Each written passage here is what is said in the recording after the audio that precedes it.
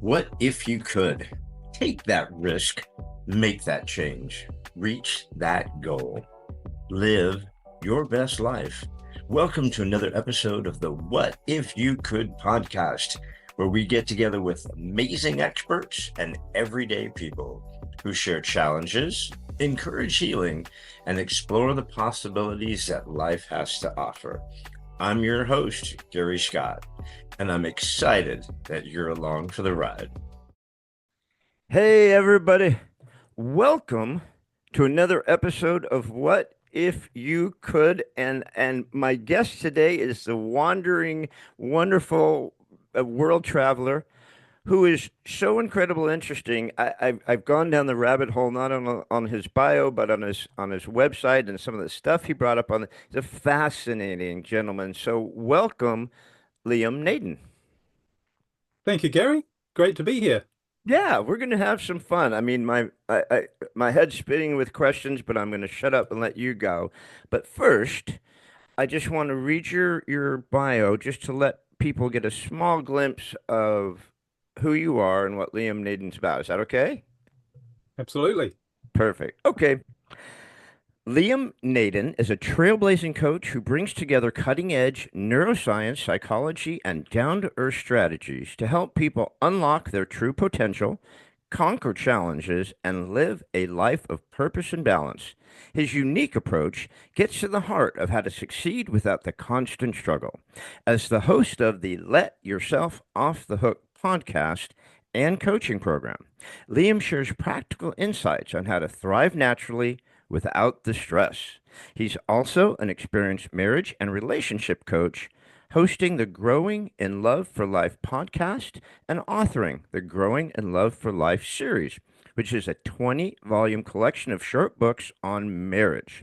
In addition, Liam has created several transformational relationship coaching programs.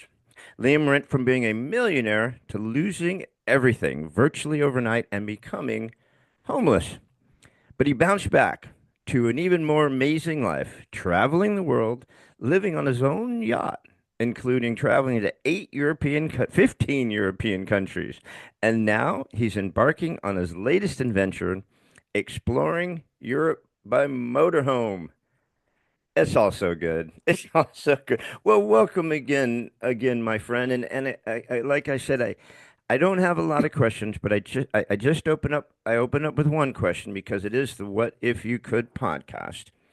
And so it seems like most people have had a what if you could moment or what if I could thought. What about you? What would be your what if I could thought or what if you could moment? Well, I'd like to actually throw it slightly on its head. I think it's such a great title, What If You Could? But how about instead of what if you could, it was what if you should? In other words, the things that you think you want, what if you're actually supposed to have them? The things you're supposed to do or that you want to do.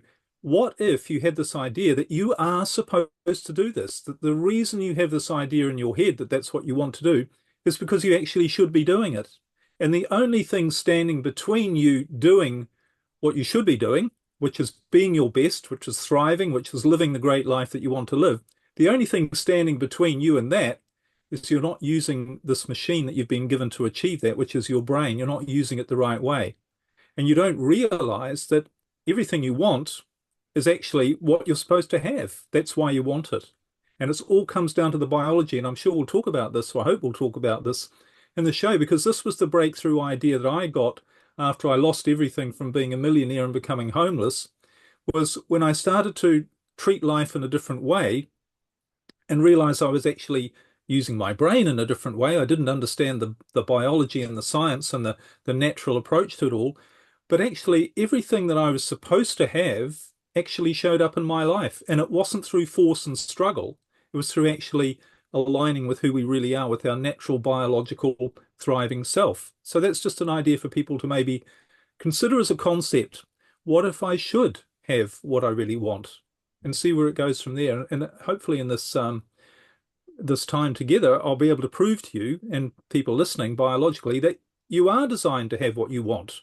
That's your biological purpose. And it's not to do with woo-woo, you know, spiritual, although spiritual teachings teach the same thing, but this is science, this is biology, this is how we're actually designed to be.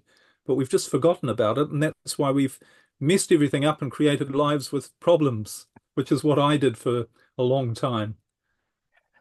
Why why don't we do what, like you said, I mean, if inherently, internally desirous, we want something, we want to do something, we should do something. Why don't we? Well, because we don't understand how things work. You know, imagine getting into a motor car and sitting there and you don't know how to drive the car, and you say, "Well, I've heard that when I'm in a car, it's supposed to go 100, take me 100 miles on a journey to a place I want to go to. Now, I know that's what it's supposed to do. So why isn't it happening? Why am I not getting to where I want to go?" Now, the answer is obvious. I'm not driving the car the right way. The machine is designed to get me there. It's supposed to be an enjoyable journey. There can't be any other reason. And it turns out biologically, this is how we operate. We're not where we want to be or where we're supposed to be, not because we can't get there. It's just we're not using the mechanics, the machinery, the natural way we're designed. We're not doing it the right way. And that's what creates the problems, as I said earlier. So you mentioned, again, I've got 500 pages. You've got so much that you do, and you engage so many areas of the mind, the body, the heart. You engage so many different things. But you talk about there's four areas of the brain, and we're not using the areas of the brain. Is that why they're not clicking in? Is that why we're not starting the car or putting the car in gear or not putting gas in the tank? What is it that we're missing? Yeah, right. Well, you know, I spent years trying to figure this out, and I was one of those people who I wasn't just a really hard worker and a really driven person to be successful, and I did achieve success. I became a millionaire. I had my own businesses. I had everything I thought I wanted. But so I wasn't just somebody who really worked hard and did everything I could and was motivated. I also really went down the whole area of trying to understand what success is. How do you achieve success? So I was a success absolute fanatical student. I went to every seminar I could go to. I read every book. Did every course on everything from motivation, self-help, goal setting, changing your beliefs, changing your subconscious mind, doing all of these things, and also all the spiritual things such as, meditation, um, all sorts of different techniques that I learned. And I didn't just learn them, I really studied these things. And I had a great library of books, and I could probably quote the gurus better than they could quote themselves. I knew it all. So here I was, an expert on success and achieving a lot on the outside. But I'd missed something. And the reason I knew I'd missed something is because what had happened to me. And I remember this one particular day really clearly. I'd just put the finishing touches, was putting the finishing touches on my dream home. The home that I designed, this absolute mansion. It was a magnificent house.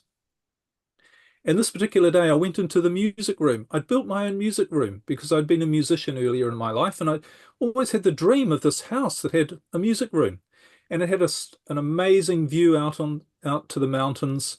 And I remember sitting there on this day, and it was a lovely sunny day, and I looked at the mountains and I thought, I've done it. This is it. I've reached my goals. The dreams that I had of this wonderful house and my own businesses and the freedom to travel and do what I wanted to do, I've done it. So I should feel really grateful, really satisfied with my life, really feeling alive.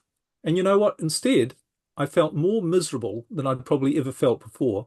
I was so stressed. I was so unhappy because I had so many problems in my life. I had things that were going wrong. There were always things cropping up all of the time, crises to manage. My marriage was going really badly. I had problems. And it was like I was thinking, why can't I enjoy this? Why, this is what I thought I've spent all these years trying to get. Why can't I enjoy it? What's going on? Is this really all there is? And I kept hearing these voices in my head saying, oh, but remember, success is a struggle. If you want to succeed, you're always going to have problems in your life. Problems are natural. Problems are good for you. That's how you grow. It's overcoming your problems that makes you a stronger person. And the sign of a successful person is someone who can manage and deal with their problems. But that didn't make me feel any better. And in fact, I said to myself, or a voice said, or whatever, I would rather give all this up. I'd rather get rid of everything I have if it means I don't lose my soul, if I can keep my soul, because that's what it felt like. It felt like my energy, my life force, who I was being drained out of me. And I was so miserable, so unhappy, and so confused and frustrated. But, they say you have to be careful what you think about because literally within a few weeks, that's what happened. I'd lost everything. The house went, my marriage, my businesses. I literally ended up with a little more than the clothes on my back, and I had to move back in with my elderly mother and sleep on the sofa in the living room of her small apartment. And that was a huge shift from nothing to going from being having everything I thought I wanted, including a nice, comfortable bed to lie on at night. But it wasn't just losing my stuff, it was losing my whole identity. Because I thought, who am I? I'm no longer I always thought I was a millionaire and I had these things in my life and I was a husband and I had all this control. Who am I? And as I lay there, two questions kept coming up in my mind. The first one was, why has this happened to me? Because as I said earlier, I spent a long time becoming an expert on success. I knew all about visualization and having your goals written down and all of your plans and being able to change your thoughts and the frequency of your brain and all of these sorts of things. So it was never on my goals list or my intention to lose everything. So I thought, how has this happened to me? All of that stuff, I kept thinking about all of the techniques, all of the things I'd learned from all of the gurus from everywhere. Nothing seemed to make sense anymore. Nothing seemed to be able to explain where I was. And the second question I had was, what do I do now? Because I had no clue on what to do, because both of those questions had the same answer. I don't know. I don't know why this has happened to me, and I don't know what to do. I have no idea what to do. I don't know anybody. I don't have any money. I'm in a strange town. I've lost everything. I can't see any way out of this. And then what I did was I did the one thing that I would never have done if I'd, or probably never have done if I'd been in any other situation, if I hadn't really hit rock bottom. But it was the thing that changed everything, even though I didn't realize it at the time. And that was, what I did? I gave up. And I said, I give up. I'm not going to try anymore. I don't care anymore. I'm not going to try and figure out why this has happened. I'm not going to try and figure out what to do. I'm not going to go looking for any opportunities to get out of this situation. And maybe it was a bit of depression, or it was certainly my energy was completely drained. But I said, I'm just not going to bother anymore. I'm not going to try. I give up. And that, ironically, is when everything changed. And from then on, it wasn't so much after that I had a new business. Now, I didn't have any money when I started the business, but somehow all of these things happened to bring this business to me, literally. And before I knew it, I was making good money again. And then I attracted a new relationship, which was far better, far more rewarding than one I'd ever had. And before I knew it, what was really weird was all these dominoes kept falling into place, kept falling in place. I bought a brand new luxury motorhome for cash. We traveled around my home country, New Zealand, for 18 months. Then we sold that and moved off to Europe. And then we bought a new yacht, as you mentioned in your introduction, and sailed around Europe for 8 years. We finished last year and we're starting again with a new yacht early next year. So we can't keep off the water. But, all these things they were just all falling into place. And I remember, I think it was in the Greek islands, and we were anchored in a bay. Beautiful day. There was no one around. We'd been there overnight. Got up in the morning, the sun was shining, blue sky, had a swim off the back of the boat. And I checked my email to see, because I had two businesses running around the world, no problems, no stress, going brilliantly, doing really well without me having to fight fires and deal with problems. Things were going really smoothly. And I remember saying to myself, this is it. This is what I've always been looking for. Not just success on the outside, with everything going really well. No problems, no stress, things working, things like going like clockwork. But not only that, but it's what it's created on the inside. I feel like I'm living my purpose. I feel like this is what life's about. It's about feeling, exhilarated, excited, thrilled, and so having such inner peace and contentment, not in a weak way, but in a really exciting way. And I thought, this is amazing because it's the same reason all that time ago when I was in that music room, I'd asked that question, why has this happened to me? And why, is this all there is? Now I was asking the same sort of questions. Wow, this is all, what is happening to me? And I realized I only had one problem, and that was I had to figure out what I was doing differently. How come before, I said to myself, I used to chase after success. I used to work hard. I used to, go and listen to every podcast I could, read every book I could, study everything I could, and practice all these techniques on how to be successful, had my goals, worked really hard, always looking for more information, taking opportunities. How come when I took that approach, I was stressed, unhappy, had a ton of problems, and ended up losing everything? And now the truth is, I'm not setting any goals. I'm not working towards anything. I'm not looking for opportunities. And yet everything is falling into place. Why is this so different? This doesn't, that's not what I'd heard. I'd heard life was difficult and you had to work really hard and struggle to earn anything that you achieved. So I really needed to figure out what I was doing differently. And that took me on a completely different, down a different path, if you like, of research and down a different rabbit hole. And what I realized is I'd overlooked the obvious. And it's so obvious. And 99.9% of us have completely overlooked it. And that is, we are biological by nature. Our primary way of living is in a biological body.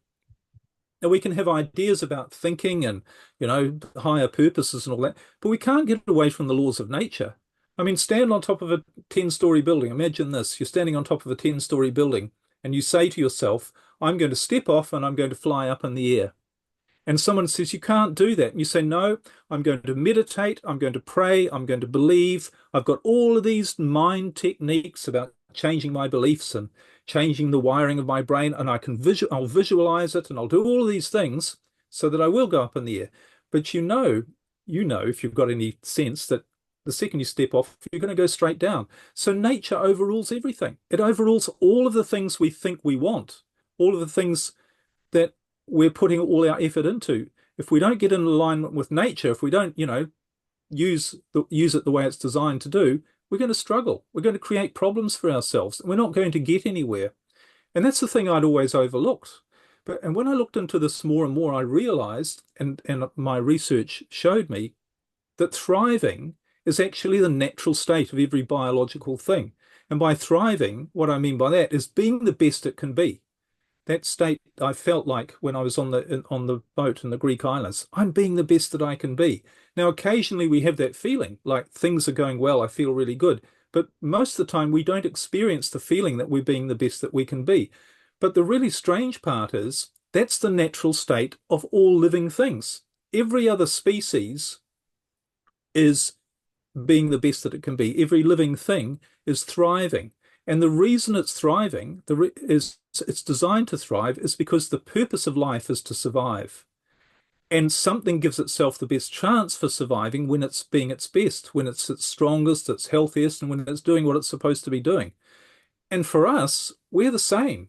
We have the same biology as the rest of nature. We have the same purpose and the same wiring and structure. But we don't thrive. And the reason we don't thrive is we're not using our biology in the right way.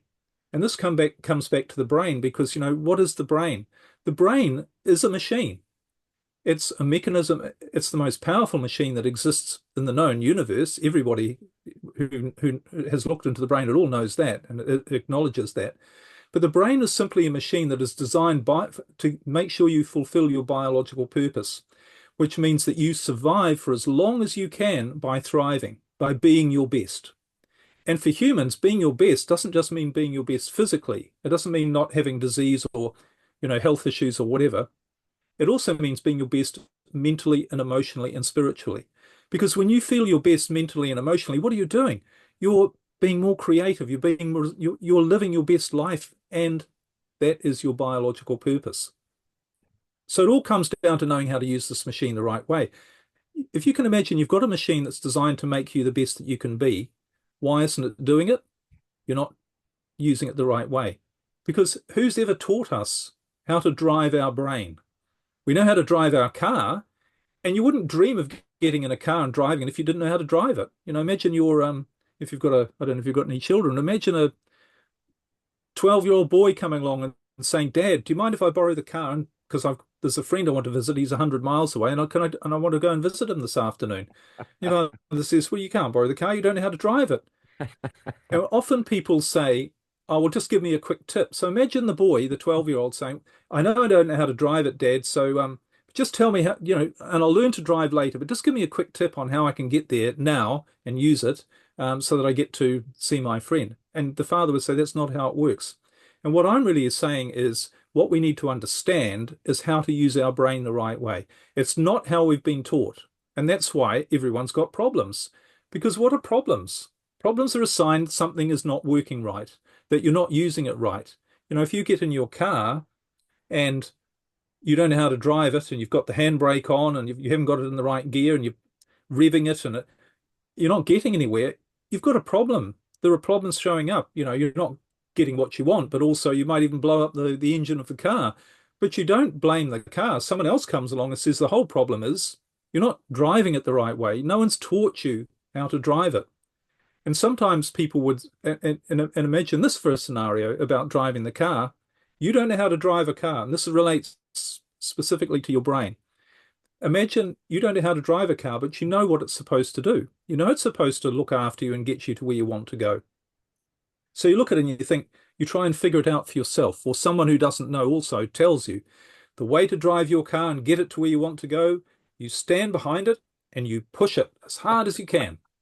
So that's what you do. You think, well, that makes logical sense. So you're standing behind it and you're pushing away, and what's happening? You're not getting anything, you're not getting anywhere, but you're just wearing yourself out. And what do most people do if they don't know? They would say, the problem is me. I'm not strong enough. I haven't developed my muscles.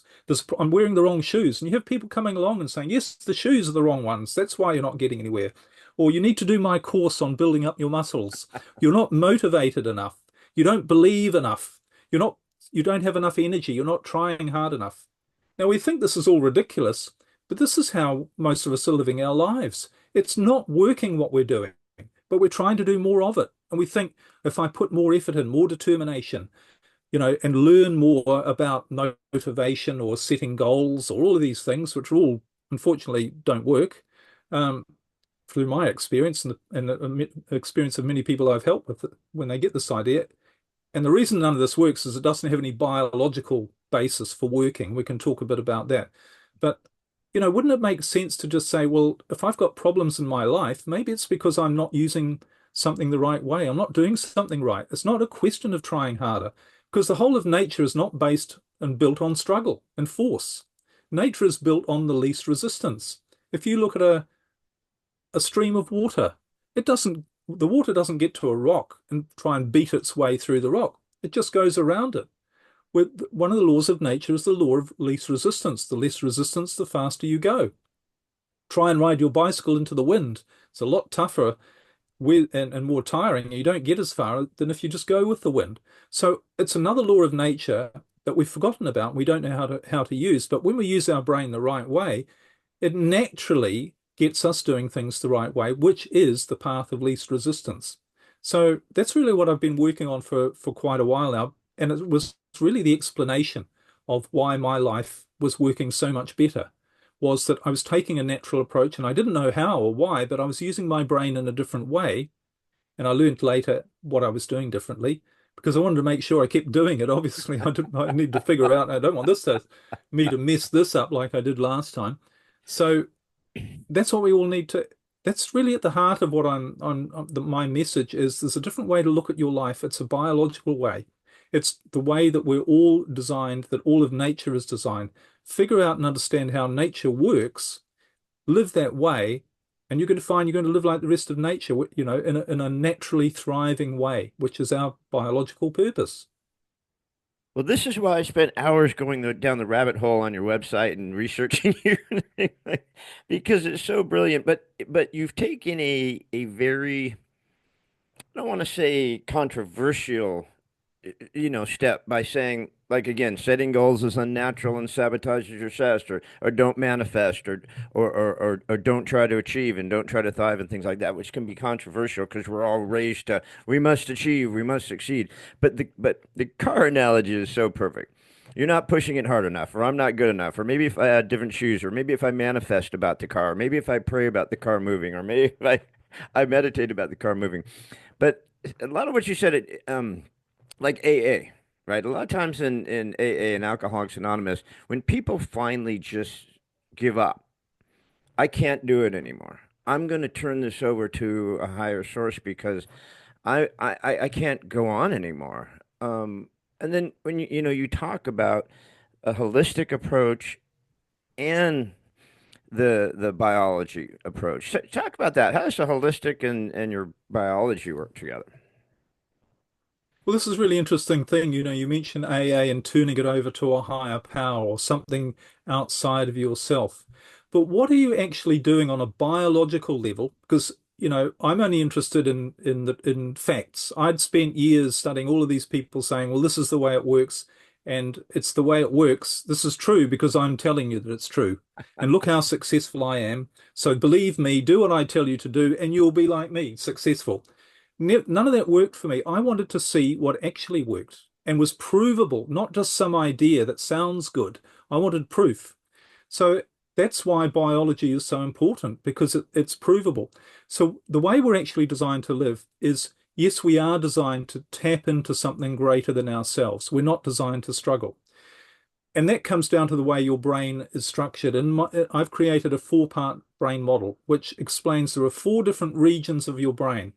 This isn't any, theoretical idea like the subconscious mind or anything like that. These are four physical locations, four physical regions in your brain that science has proven to be true, that each have a different function. And when you use these parts of the brain the right way, that's when you get the right results. That's when you thrive.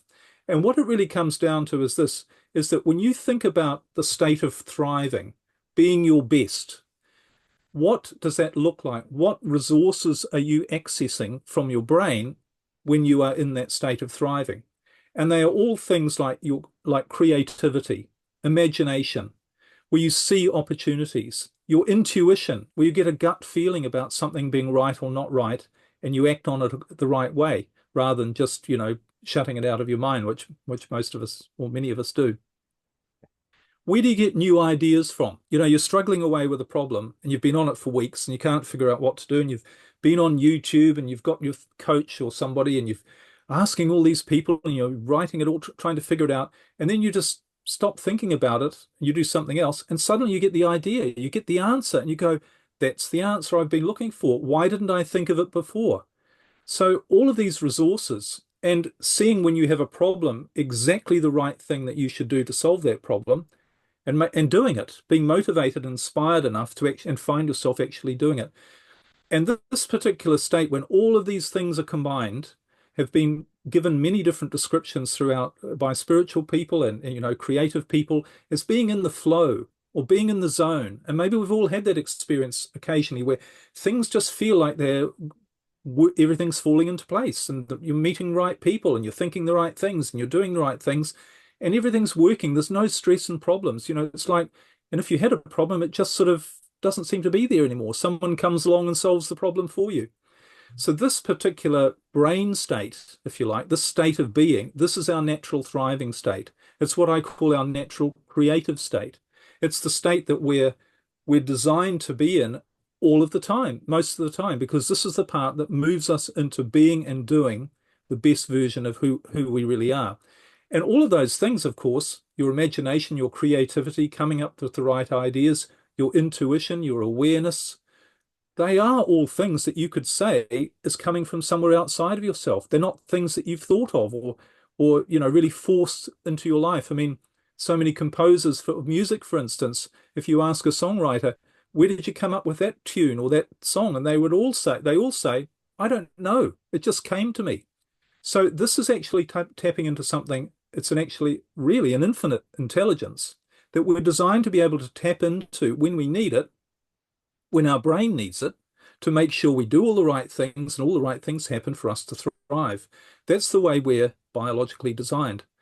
So the real question is, so how do you tap into that part of your brain and how do you make it a permanent part of your life? How do you make sure that's the part of your brain that you actually live from? Because most of us aren't doing that, are we? We're all struggling. We're worried about our problems. We all have problems. We keep thinking, why does that problem show up? And why did I do that wrong thing? And why is life so difficult? Why is the world full of so many problems? Well, the way it works, the way your brain works is you essentially have two states. One is this thriving state that I refer to, and another one is your survival state.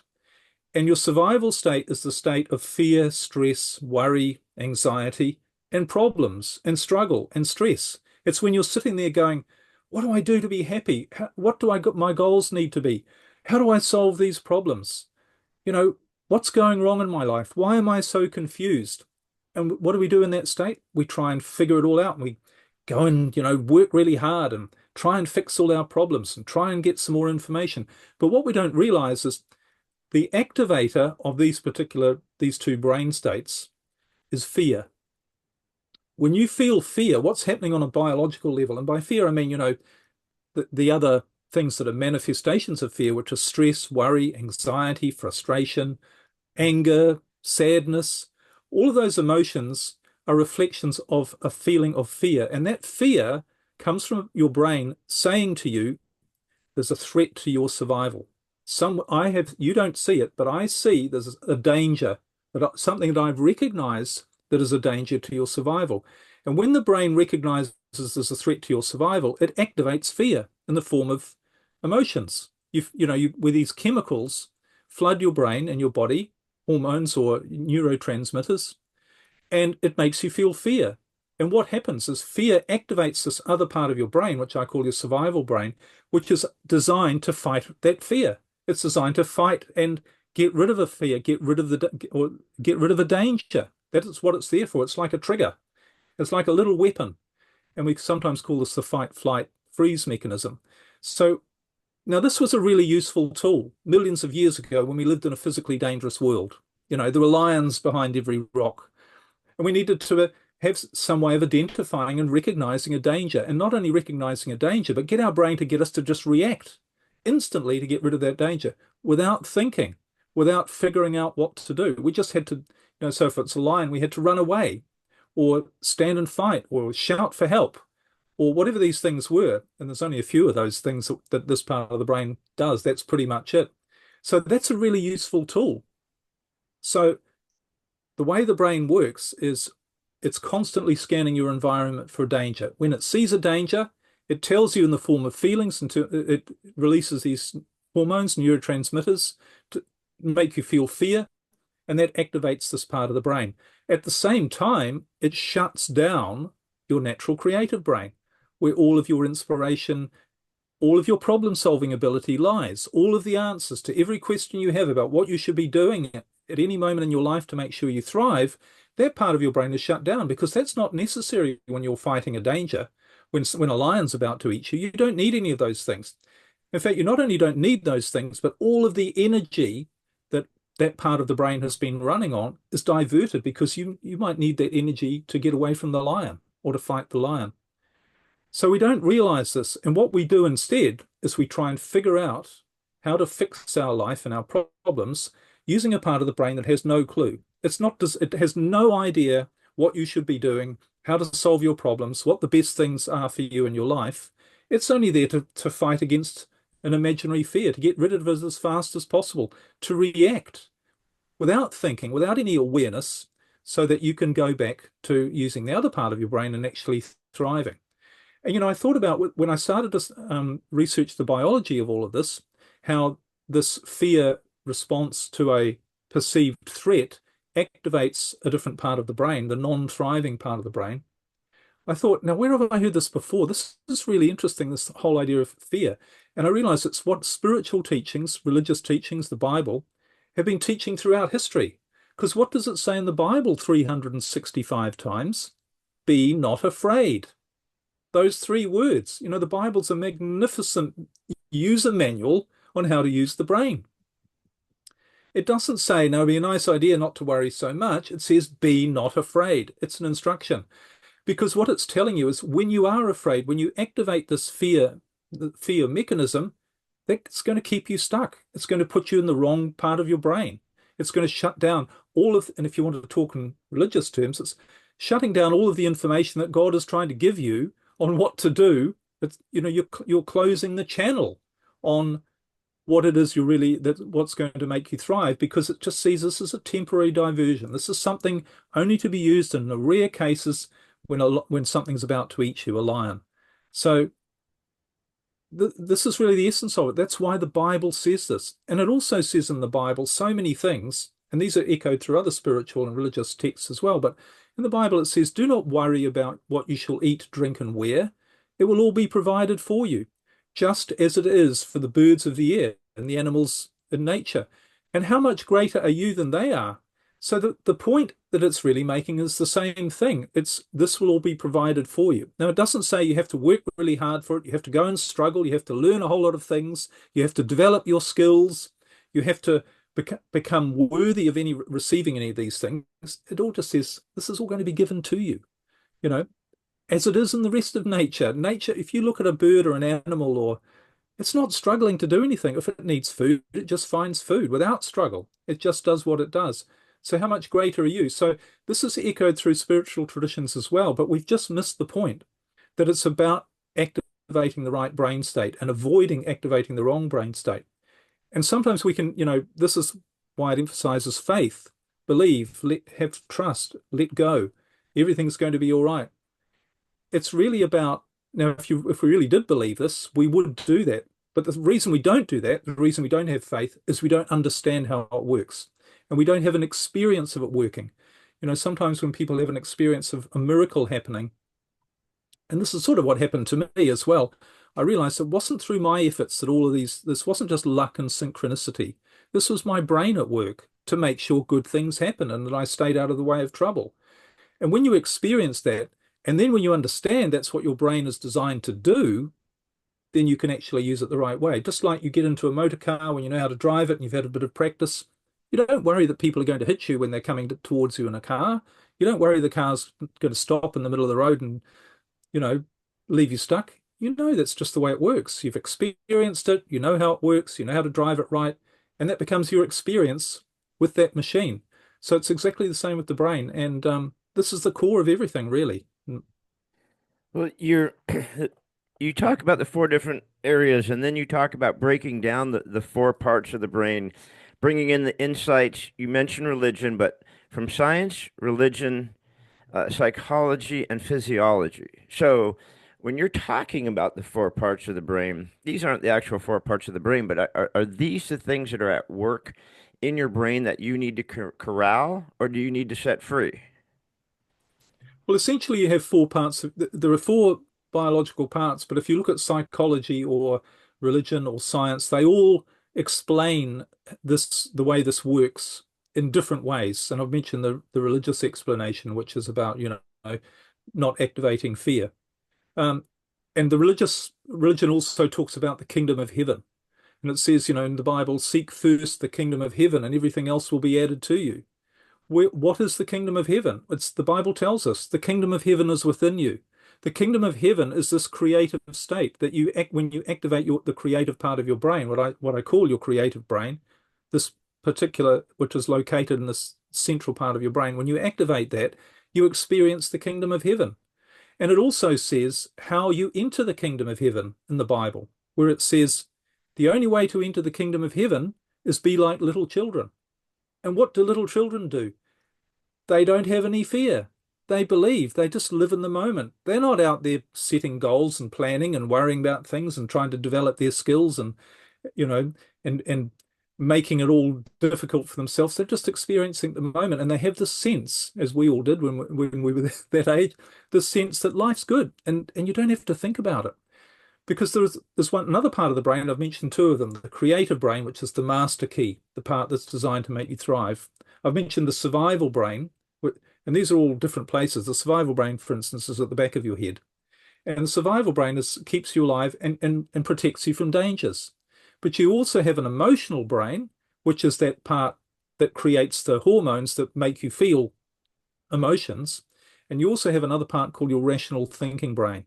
Your rational thinking brain is the one that we all try and rely on to figure out our life. But all your rational thinking brain is a database or a library of all your life experience, of everything you think you know. It's not an infinite intelligence. It's not where you get new ideas from. It's just where all of these thoughts, that you've picked up your entire life and experiences, they all get stored there. So the key to understand it is not to rely on your rational thinking brain, and it's certainly not to rely on your survival brain, but it's to rely on your creative brain and whether you even call that God or higher intelligence. It's when you're tapping into this other part of yourself, and it's also where I know my brain said to me, "Oh, thank goodness he's out of the way now. He's let me get on with it. If you're finally given up, and now you're going to let me get on and do my job, which is to make sure that you thrive." Now, that doesn't mean you do nothing. It's not about sitting in a corner and meditating and visualizing things coming to you. You actually become far more productive.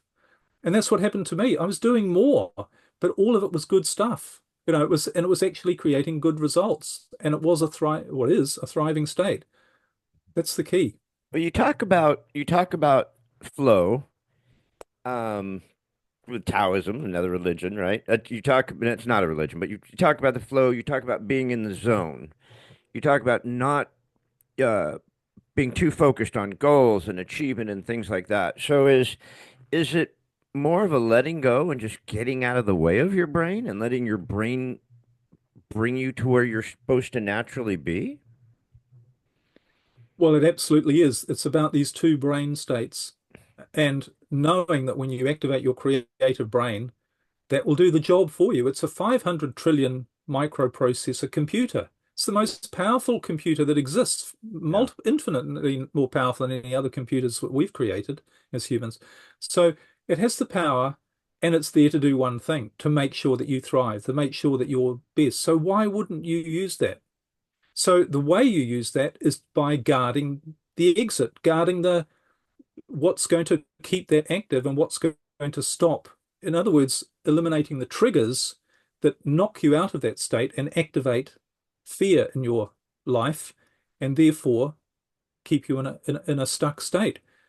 That's really what it's about. And when you think about so many things that we're all trying to do, they're all based on fear. One of the things we do that has fear as its basis is we try and set goals and try and achieve things. If you really think about it, that's based on fear. It's saying, I need that for me to be happy, or I want that for me to be happy. I can't really be happy right now. I can't really be satisfied with my life right now. I need to find something else and something I need to work towards. And not only that, I can't trust that everything is just going to unfold in a natural way and that I'm automatically going to end up doing exactly the right things that are going to make me feel really happy and thriving. I can't trust that. I need to have a plan and I need to know in advance what it was.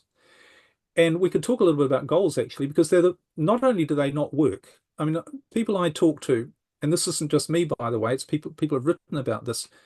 I'd often say to people when they want some help or when they talk to me through coaching or one of my programs, what percentage of your goal do you set goals? And they will say, yes, I'm a goal setter, and going after. I have them. I know what I want in my life, and I'm setting my goals and I'm working towards them. And I say, well, being honest here, what percentage of the goals that you've set for yourself in your life have you ever achieved? And they're not expecting that question. And maybe people watching or listening might want to ask yourself, what percentage, being honest, of the goals that you've set or are working towards, have you ever really achieved? And the percentage, it's not 100, it's not 90, it's not 80, it's not 50, it's about 2 or 3%. So most people are out there, we're all out there going, you need to have goals and you need to work towards them and this is the way you get on in your life is you achieve your goals. Nobody is achieving their goals if they're really honest. People are saying they are and they think what people normally say is I'm working towards my goals. They never say I've achieved my goals. And the reason we don't, well, the first thing that struck me when I realized that and when I realized I wasn't setting goals is how crazy is it? We're all doing something that doesn't work. It's a bit like going to a heart surgeon and saying, what's your success rate? Well, if they said 2%, you're not going to use them, are you? But we're all doing this thing because we don't know what else we should be doing. And it makes us feel good in a certain way that we're actually working towards something. But that's all based on fear. We're worried that if we don't work towards something or if we don't achieve more than we have, we're not going to be happy. And what's the result? We're never happy. And if you look at it at a biological level, why goals don't work, um, there's a biological reason why our goals never work, and that is it's based on another law of nature, which is the law of efficiency, of energy. And through millions of years, nature has found the most efficient way to achieve anything, because the whole way everything's structured is to conserve energy, use the minimum amount of energy to achieve the maximum result. And for all sorts of reasons. You can imagine, you know, millions of years ago when we were cavemen, we might not have been able to find food for a week, but our bodies had to be adapted to conserve energy so that we not only could survive, but we could actually have the energy to hunt the food when it showed up a week later. So everything is built in nature. And as I say, it's had millions of years to make sure, get this down to the most efficient level possible, that the minimum amount of energy is expended to get the maximum result. So think about it from a goal setting perspective. Now, when I was lying on my mother's sofa with nothing, feeling totally hopeless. Now, imagine I'd come up with a technique or there's a voice from heaven or something and said, now, Liam, your ultimate goal, what's going to make you really tremendously happy, what's going to make you thrive, be the best that you can be and have your greatest experience of life, is you're going to sail around Europe visiting 15 countries on your own brand new yacht, and you're going to live in motorhomes, and you're going to explore everything to do with a completely different approach to what most people have heard to success, which is the biological approach about how your brain works and how we've been taught this through spirituality and science. And you're going to be sharing this information with people from all over the world, and you're going to talk to great people like Gary Scott on his podcast, and you're going to be sharing, and you're going to be teaching people this. Now, if I'd found a way to know that's what my goal was, I would have said, that's absolutely insane for two reasons. One is, I'd never thought that I could achieve it. I'd think, what are you talking about? Teaching? I can't teach. I don't like teach. The brain? What? Yachts? You know? So I wouldn't have thought I could achieve it. How could I possibly have achieved it? And the other thing I didn't think was, I didn't even know that's what I wanted. And that's the problem. Everyone's sitting down. We're trying to figure out what we want. We don't know what we want, really. We think we do, but it's all based on something that, well, if I get that, then I'll be happy. That's based on fear. So it can never be what we really want. And so many people I work with end up doing something completely different to what they thought they were doing. And they always contact me and say, Liam, you're not going to believe what I'm doing now. And I just would never in my wildest dreams have thought this is what I'd be doing. But I'm really happy. And I realize this is what I should be doing. This is great. So imagine your brain. So your brain doesn't show you, because if my brain had showed me what my ultimate goal was, what would my reaction have been? I would have questioned it. I would say, I can't do that. I don't know how to do that. I don't know if that's what I want. No, I don't think that's me. And if I have the slightest clue that it might be, I need to do a bit of research and think about this. What am I doing? What I'm not doing is taking any action towards it. I'm not moving in that direction. And everything only happens through action, as we know. So in other words, I'd be being biologically inefficient. I'd be wasting all of that time and thinking, analyzing, trying to work out if it's the right thing. That's not biologically efficient. So it's not natural. And even if my brain had said, I figured out, well, I don't need to know my ultimate goal, just show me the next 10 steps, the next 10 things I need to do. So you have some miraculous technique that brings up the next 10 steps, and you look at it and you go, step number 3, I'm not sure I know how to, I don't think I could do that. And will that really lead on to step number 4? And so what are you doing again? You're analyzing, questioning, thinking you need more information. You're not taking action. So the only way your brain works really is the most biologically efficient way, which is to simply show you the very next thing to do, the very next step. And don't think about anything else. Just what's the next step? Don't wonder where it's going to lead. Don't, doubt anything. Don't hesitate. Obviously not, don't be foolhardy, but if you're using your creative brain, it's always going to be the right thing. And you're going to be helped through when you're in the flow, in the zone, things are going to go smoothly for you. That's the way everything is biologically designed. And it's really interesting. I've talked to quite a few very successful business people who've built up big companies. And I often say to them, how did you really get to become so successful? How did you get to build this big business? And if I really dig deep, they say, the funny thing, Liam, I don't really know how this happened. I don't know. It just sort of happened. And it doesn't mean they didn't work hard and doesn't mean they didn't learn things, but it just sort of happened. It wasn't that they had this big goal in mind that that's what they were going to do. And that's why I say goals are self-sabotage. Goals are setting yourself up for struggle rather than just allowing what your thriving state to unfold for you. And it's going to do it, and we worry about, oh, that means letting go and bad things might happen. You've got a 500 trillion microprocessor computer that's designed to make sure bad things don't happen to you. If you use it the right way, that's what it's designed to do. And again, the Bible everywhere tells you that. If you just allow things to happen and have faith and trust, everything's going to work out fine. It all ties in.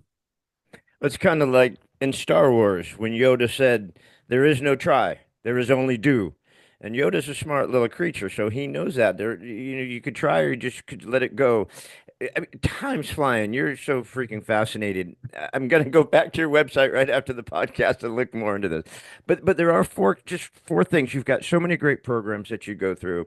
You have so many great programs on your website. You've got so much information, so many different things.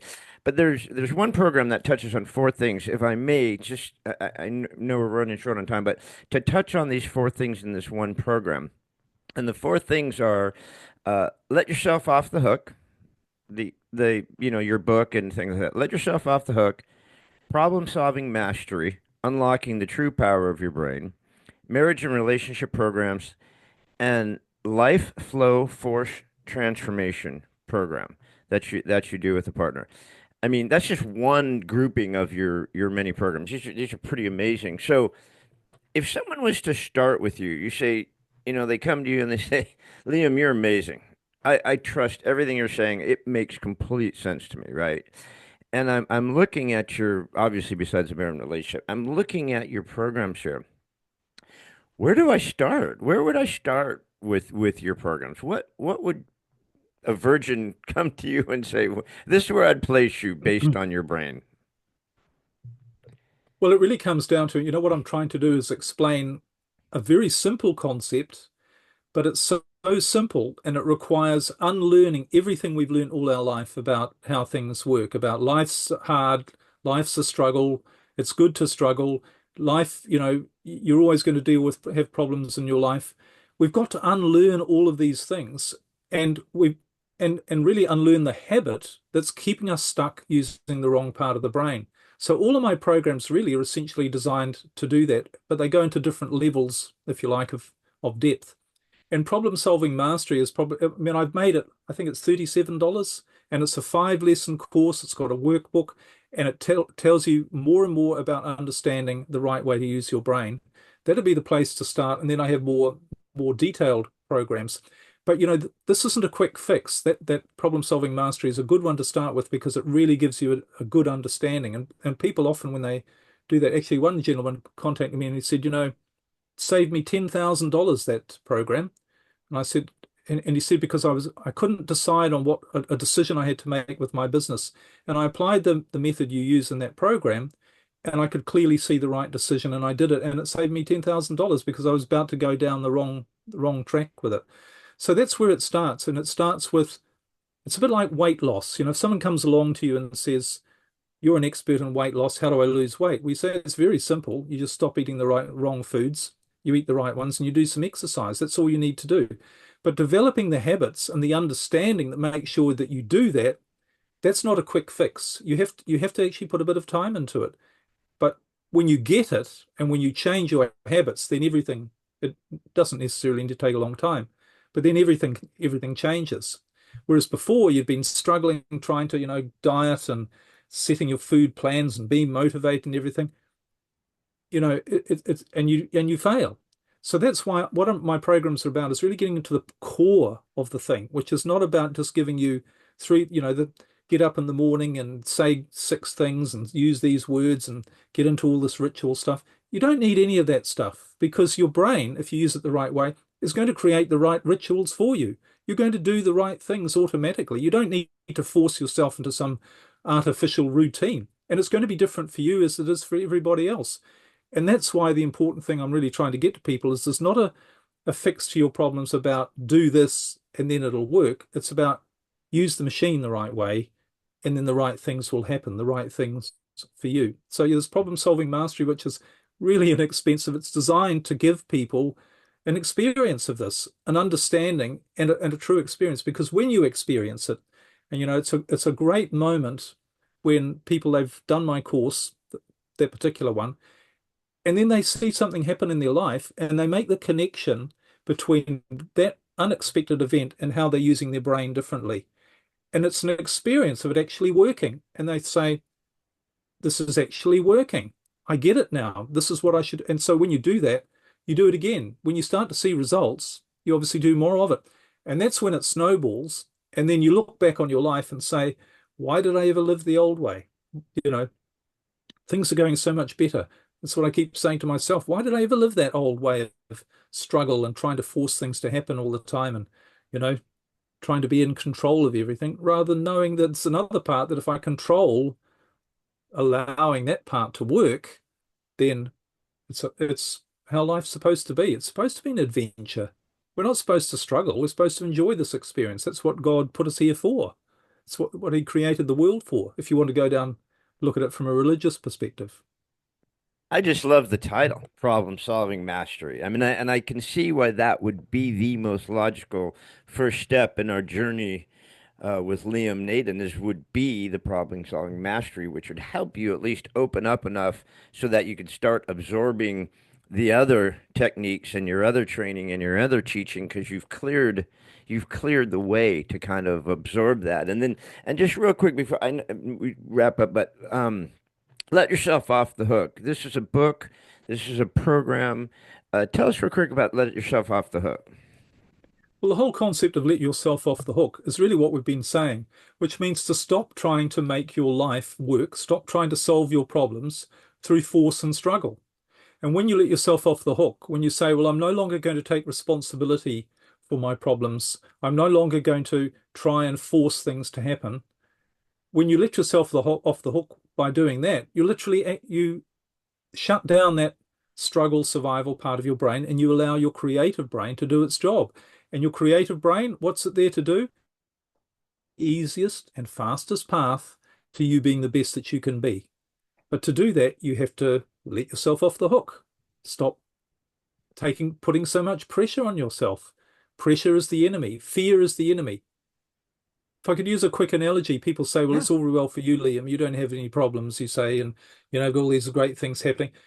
But I can't. What about my life? I've got all these problems. I can't just let it all go. And, what about all the problems in the world? World War III is going to start and, blah, blah.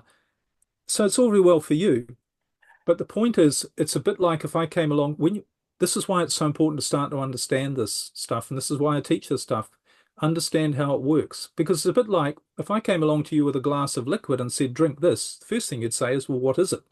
I said, well, it's hydrochloric acid. And you'd say, well, there's no way I'm going to drink that. And I'd say, why not? Well, and you'd say, well, don't you know it will, if I put that in my lips, it's going to damage me, probably even kill me. And I said to you, look, don't worry. Look, we've got this new technique, this mind control technique. And if you read these prayers and you meditate and do all of these things, it won't harm you. And you'll say, look, I'm sorry. Were you born yesterday? You don't know how it works. And then I'd use the stick and say, look, if you don't drink it, everybody in the world is insisting that you drink it. And if you don't, you're going to lose all your friends, all your family. You're going to end up, lose all your possessions, everything, if you don't drink it. And you're going to say, look, it doesn't matter the justification. I understand what drinking that will do to me. It doesn't matter anything else. Whatever way you package it, that's what's going to happen. And that's what we need to understand about fear. It doesn't matter what your circumstances are. It doesn't matter the justification for how you feel fear. I'm sorry, I've been there. Being homeless I was absolutely terrified for a long time from that. But it doesn't matter the justification. You're playing with your biology here. It's a bit like walking off that 10-story building. So you have to develop an understanding that that's how it works. Just like you have an understanding with the hydrochloric acid, which means there's no way you touch it. when you understand what fear is doing and what really creates it in your life, and it's not what you think, by the way, but we don't have enough time to talk about that. But when you understand all this, you make it your sole mission. You have only one mission in life, and that is to have faith. In other words, to get rid of fear.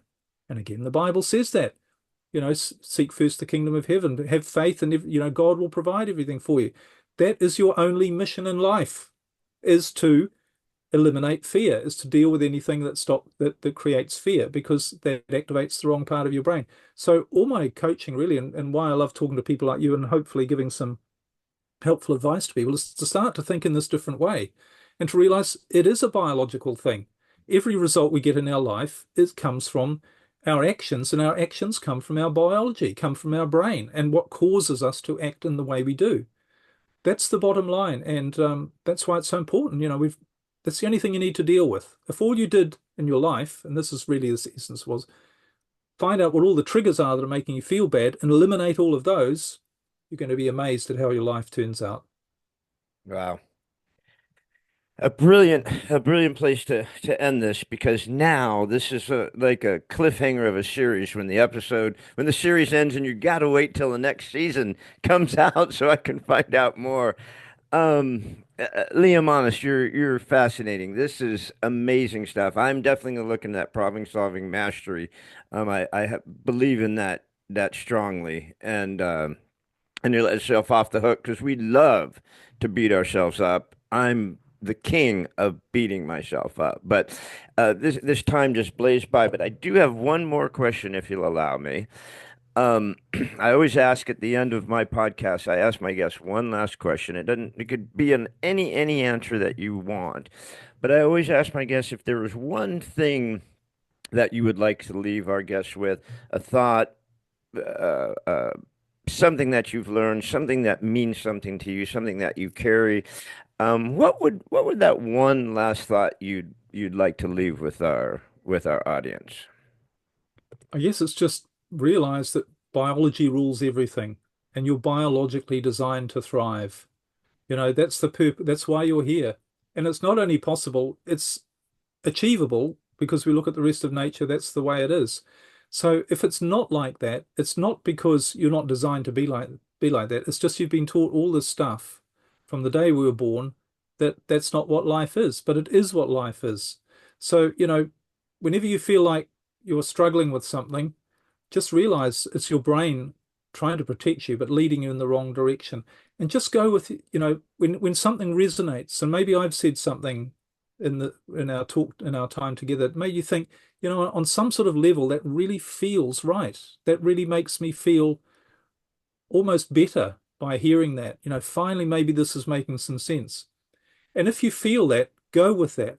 So maybe, if you really feel that, and this isn't a sales pitch, but go to my website. I've got lots of free information. And if you can afford $37 for a course, and it's all got a money back guarantee as well, if it feels right, why not just do it, rather than think maybe there's something in this struggle-free living idea. And I'm certainly living proof of it, but I'm not one of these people who's trying to say, well, look, I'm doing it, and therefore what I say is right. What I'm trying to do is prove to you, scientifically, spiritually, any angle you like, that this is all provable. This is the way it works. It makes logical sense. And if you're listening and thinking, this does make some logical sense, despite me going on a bit much at times, but then have a look into it. Maybe your brain, maybe or God or anything else is leading you somewhere that you didn't know that you were going. But what happens if it's the right path? If you end up and you think, wow, I just heard something and it triggered something and I did something different, and bang, before I knew it, I was going in a different direction. Yeah. Well, it makes so much sense, and I think anyone can understand. Everyone's had, even if it's for a moment, that feeling of being in the zone, feeling that flow where all of a sudden you go, that, wow, for that moment, it just felt amazing. And what you're teaching us is that you can live there. There isn't such thing as a zone or the flow. It's always there. You don't just get in the zone. You are the zone. You live there. And I think that's what's so fascinating. And I think unlocking all of this stuff for people is going to help. I know you're already helping lots and lots of people, but I think this is fascinating. Well, it's also about, imagine that state you're talking about, not only what if you could live in that state, but what if you should live in that state? I love that. Might have to change this whole concept. Change all my merch. Get new merch. No. Liam, Liam Naden, Yeah, you have been fascinating. This hour just literally evaporated. I could listen forever. I definitely going to look more into your programs. We're going to put links to your books, links to your website, links to your programs. All of that's going to go on the podcast. But if before we go, if you do want to mention just how to find you, what the link is, and so forth, that'd be great. it's all just on my website, Liam Naden, which is my name, liamnaden.com, and you'll That's find all the easy. resources there. Plenty of That's free easy. stuff as well. Well, Mm. you've been amazing. I'm so grateful for your time. This has opened up my brain to different things now, so I got to go down the rabbit hole. And I just thank you so much. And everybody, please thank Liam Naden, and I really am grateful for your time. Thank you so much. Thank you very much for having me. It's been really great to be here. Thank you. Talk to you soon. See you, everybody. Thank you. Thanks again for joining us on another episode of What If You Could podcast. Please subscribe, like, share, and give us any feedback. We'd love to hear it. And remember, if you can dream it, you can do it. See you next time.